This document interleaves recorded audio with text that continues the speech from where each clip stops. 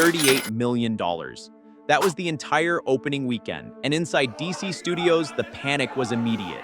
A movie that cost nearly $300 million was about to lose over $100 million of it. One of the most expensive superhero disasters ever made. Here is what makes no sense. 1 year earlier, the same studio in the same universe on almost the same budget made $600 million with Superman. So how do you go from saving DC to torching it in 12 months? It was not superhero fatigue. It was not the reason the headlines gave you. It was 5 decisions made behind closed doors that the studio prayed you would never hear about. And what they did after the money burned might be the most shameless part of all.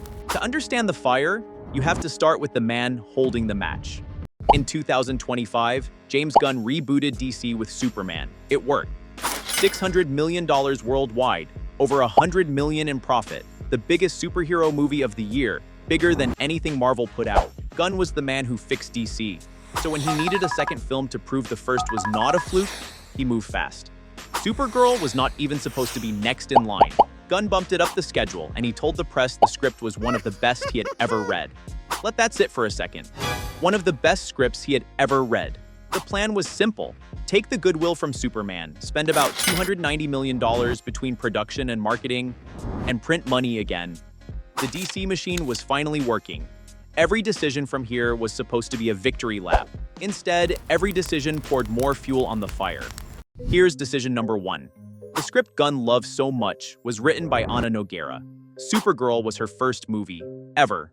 Before this, she was an actor with credits on shows like The Vampire Diaries, and a playwright, talented by all accounts. But she had never written a produced feature film in her life. And her first one came with a budget north of $200 million. This is not a new mistake. For most of Hollywood history, nobody handed a 9-figure blockbuster to a writer with 0 feature credits.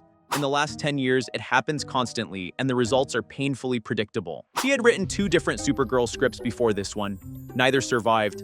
The version that reached theaters shared almost nothing with the acclaimed comic it was sold on. They were promised one of the most beloved comics in years. They got something else entirely. Decision 2 is the one Hollywood tried hardest to hide, and this is where it gets weird. What nobody knew while they were watching the trailers was that behind the scenes, the man who directed this movie and the man who owned the studio were at war. The director was Craig Gillespie, and he was not some rookie. He made Tanya, he made Cruella. He knew what he was doing. But when the test screenings came back in December stuck in the 60s on a 100-point scale, James Gunn took over the post-production himself. What happened next, according to multiple trade reports, was a bake-off. 2 competing versions of the same movie, Gillespie's cut and Gunn's cut, tested against each other. Gillespie's was 11 minutes longer. It had more of the villain, it scored better on pacing, on the villain, on the music. Gunn picked his own cut anyway. It beat the director's version by 2 points.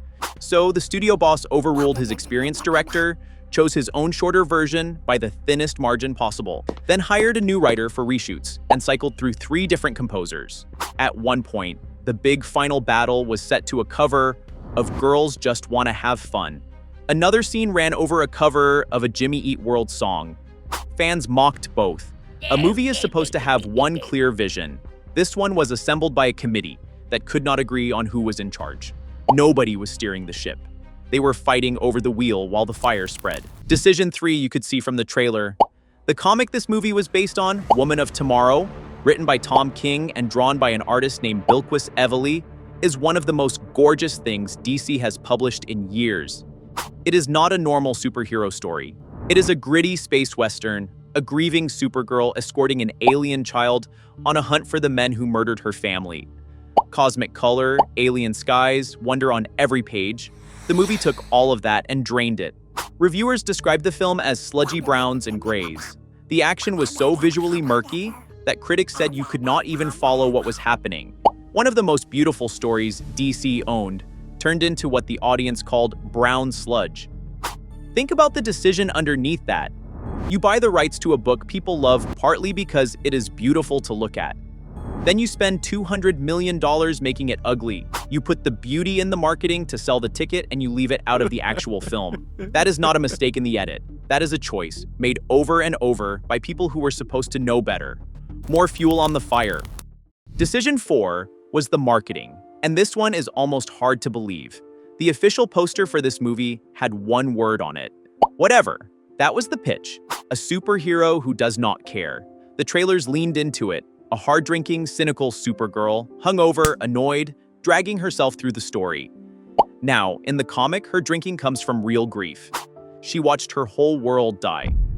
But the marketing flattened all of that into what looked like a bored party girl who did not want to be there. One trailer opened with her dog urinating on a photograph of Superman.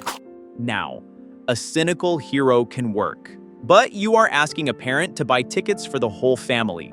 And you are showing them a hero who treats the most beloved character in the building like a fire hydrant. You are asking a comic fan to show up, and your own poster tells them, in writing, whatever. The marketing did not sell the movie. It warned people away, and the studio paid to put that word on every wall in America. Decision 5 happened at the microphone.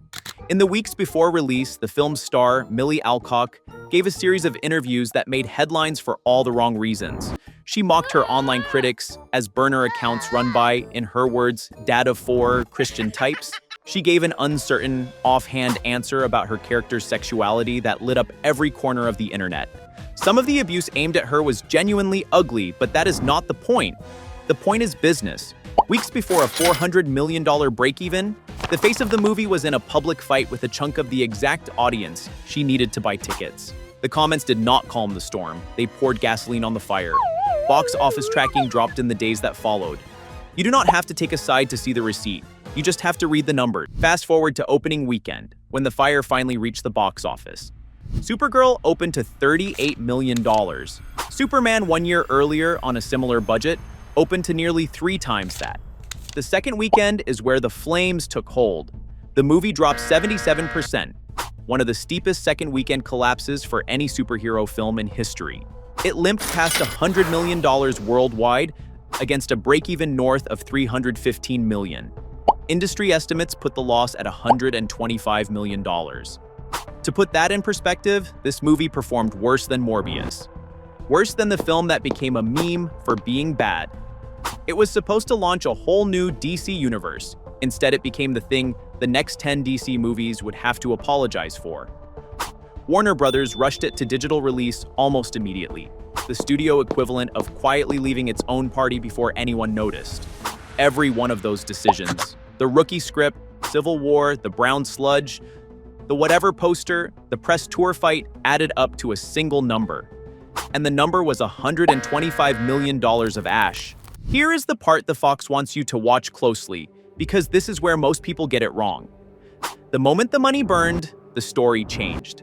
Suddenly, it was not about the movie at all. Major outlets ran pieces suggesting Supergirl failed because of misogyny, because audiences would not accept a female hero. The studio leaned on superhero fatigue, the idea that people are tired of capes. Both explanations point the finger away from the people who made the decisions and straight at you. But look at the receipts. The audience for this movie skewed heavily male. The young women it was built for, the ones courted with beauty brand campaigns, made up only about 15% of ticket buyers. Women did not reject a female hero. Almost nobody showed up for a movie that critics and audiences both said was not good. When the excuse is you are a bigot and the data is nobody liked the film, the data usually wins. And this is where the fatigue excuse falls apart completely. 1 year earlier, the exact same studio, in the exact same universe, made $600 million with Superman. If audiences were tired of superheroes, they forgot to be tired 12 months ago. People are not tired of superheroes. They are tired of bad movies wearing a cape. The same crowd that skips Supergirl still shows up for a good superhero story when one arrives. The audience proved the point in the comments over and over. In the single most repeated line about this entire disaster, it is not superhero fatigue. It is bad movie fatigue. 5 words, and they explain more than every think piece combined. The people who spent nearly $300 million did not want to hear that. It is much easier to blame a tired genre or a bigoted audience than to admit you overruled your own director, greenlit a script nobody could fix, and painted a beautiful story brown. So here is what happened this year. A studio that had just proven it could win took every advantage it had and set it on fire, one decision at a time. It handed a fortune to a first-time writer, went to war with its own director, drained the color out of the prettiest comic it owned, put the word whatever on the poster, and picked a fight with its own audience on the way to the theater. Then the movie lost $125 million. And instead of looking in the mirror, the people who lit the match turned around and pointed at the crowd. The real question was never whether audiences were tired. It was whether anyone who lit this fire would ever admit they were holding the match. They spent a fortune telling a story nobody asked for. Then they told the best story of all, that the fire was your fault. The last studio that blamed its audience instead of its choices is on the card right here. Watch what happened to them.